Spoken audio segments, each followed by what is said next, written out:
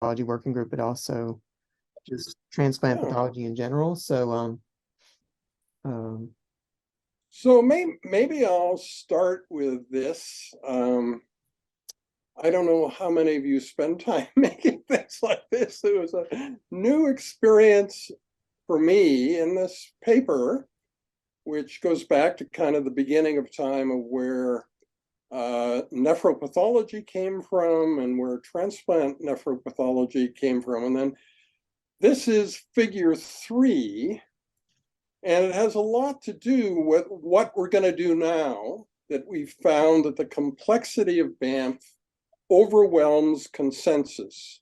And we need help from other organizations now to find a new way to make decisions in the future. And to kind of figure that out, you need to know about the other organizations. And I'm glad that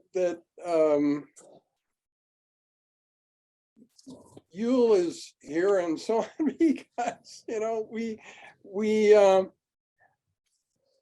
have a feeling that like there are other entities beyond KDIGO that would be helpful. I think KPMP would likely be helpful. Paris Transplant Group. Yeah, a lot. Possibly hub map. Yes. And what I got to thinking about is agency, being in charge of stuff, and transplant pathologists being in charge of their own destiny. That's presumably important to everybody. I see in this coming process, transplant pathologists agency increasing, because what you're doing will be successful. Whereas recently, it hasn't really been. We've been spinning our wheels, working very hard on something, having these like 7-hour conversations and not really coming to any conclusion. We enjoy each other's company. So we spent a lot of time in that room in Banff. It was lots of fun hearing various people talk. But at the end of the day, it didn't lead to anything concrete. And so how much agency is there in that when you're doing something that does not provide the end result that you want? So, for instance, partnering with KPMP, with KDIGO, with other entities out there, wouldn't need to cede control. I mean, we'd still have control over what we were doing, and we'd be much happier with it if it's actually working, and if there's a process where you can measure, whether what you're doing is working, and we can see that it obviously is. That would be way better than what we have today. So I think this idea that we're sort of giving up responsibility to others is not what we're doing at all.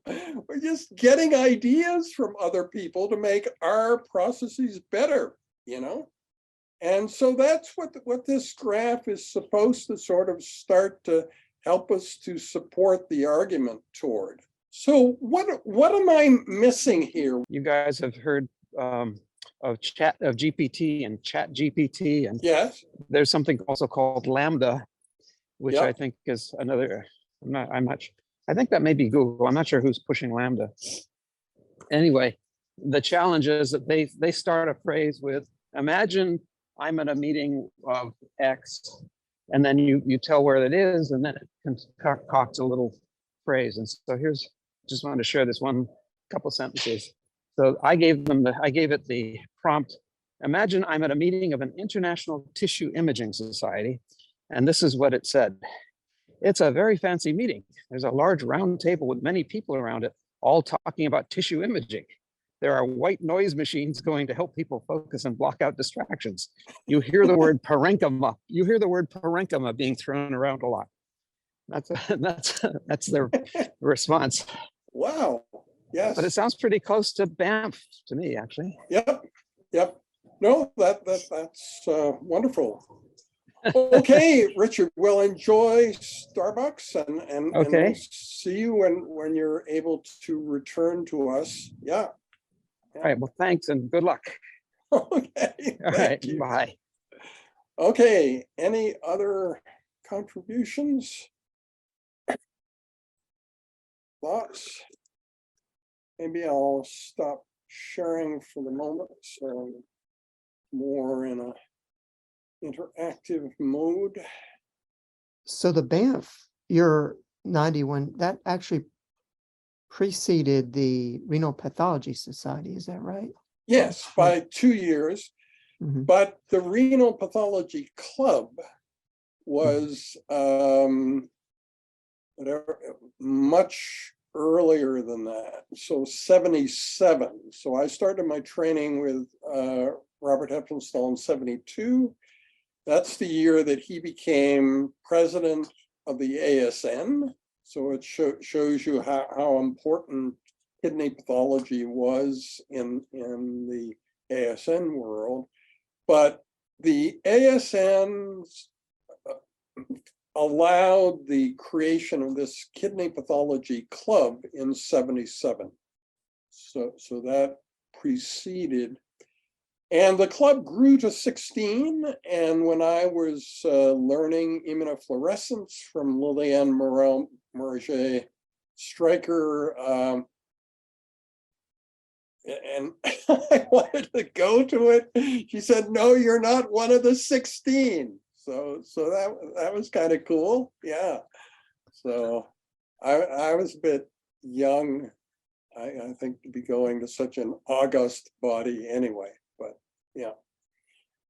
So that was kind of the history there. Yeah, I've Yeah, read but the history on the Renal Pathology Society webpage, and I knew it was something like that.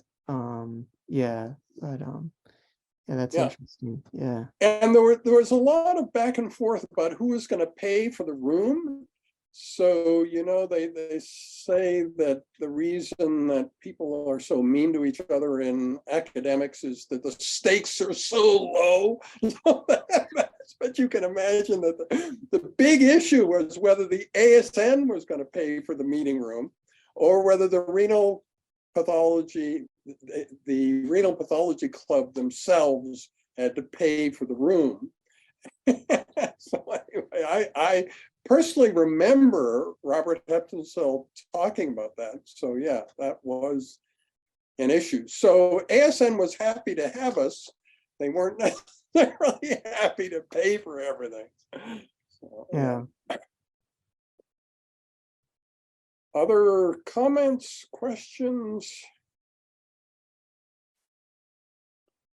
At some point, I'll go on to talk about Dali, but I want to make sure that anybody who. So Kim, I have thought that it's been there's been a trend that's been happening over the past 2 or 3 years, which has increasingly involved renal pathology, although not exclusively renal pathology, which are these Kaggle competitions, which is similar, if you remember, to the chameleon things that Jeroen van der Lak put out for breast originally. I guess he kind of started.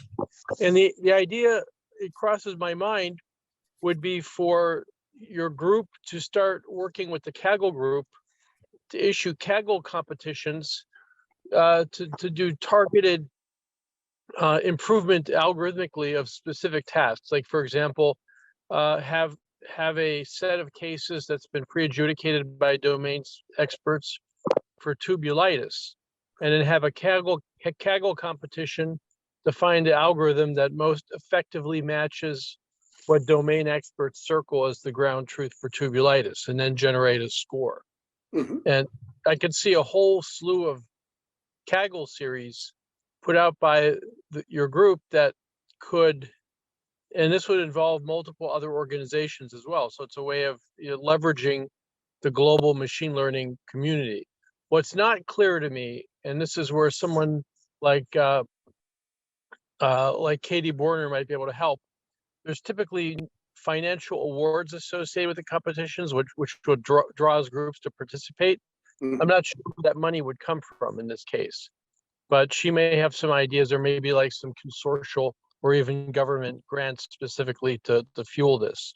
Because the awards for some of the competitions have been substantial. Like one recent one in the renal space for tubules, I think was a total of $60,000 in awards. Hmm. So clearly somebody's funding this.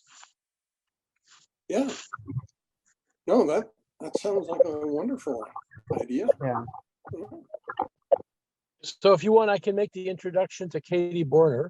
Sure. And she's very easy to work with, and she might have ideas how Kaggle competitions could sort of jumpstart, a global consortial community that would build algorithms for transplants. Yeah, like what I felt, and I'm not just trying to make a joke here, that there are not a lot of existing animosities between us and other people. And so that it's not like we have to constantly work around the fact that individual X and individual Y haven't talked for years and all this kind of thing. We don't have that kind of stuff. No, that's absolutely true. And I mean, not to pick on a particular group, but that does seem to exist in certain organ system subspecialties, one of which including kidney. So if you use an example, I'm not sure why, but apparently CureGN is famous for having internecine conflicts.